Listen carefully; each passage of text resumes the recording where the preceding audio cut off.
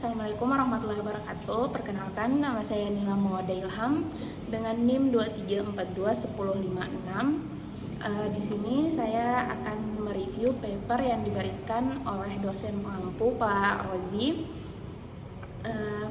Di sini paper ini membahas tentang kalimas Turki pada awal abad ke-20 yang menggunakan hukum negara sebagai aparat ideologis rekayasa sosial dari atas sampai bawah untuk membangun identitas warga negara Turki Muslim yang sekuler dan menggantikan hukum Islam dengan KUHP sipil Swiss dan dengan mengkriminalisasi hukum Islam selama berabad-abad.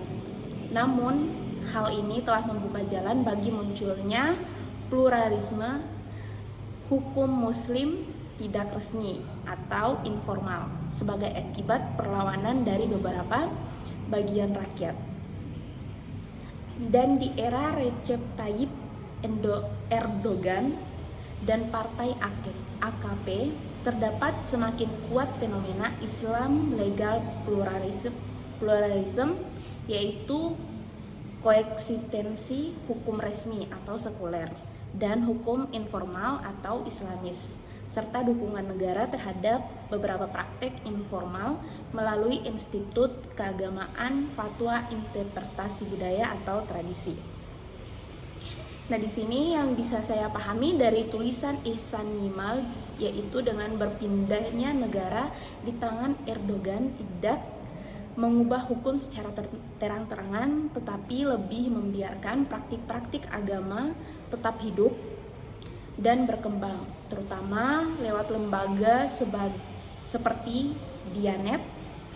Lembaga ini tidak hanya mengurusi urusan agama, tapi juga ikut berperan dalam beberapa kehidupan sehari-hari masyarakat, terutama dalam urusan rumah tangga.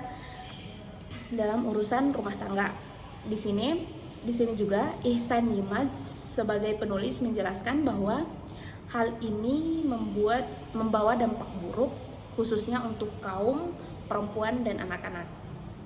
Karena ketika pernikahan tidak tercatat secara resmi, mereka tidak punya perlindungan hukum kalau suatu saat terjadi perceraian atau kekerasan dan lain sebagainya. Dari sini juga kita mulai sadar bahwa hukum tidak hanya soal pasal-pasal atau undang-undang, tetapi juga tentang siapa yang mempunyai kekuasaan untuk menentukan apa yang dianggap sah dan tidak di masyarakat.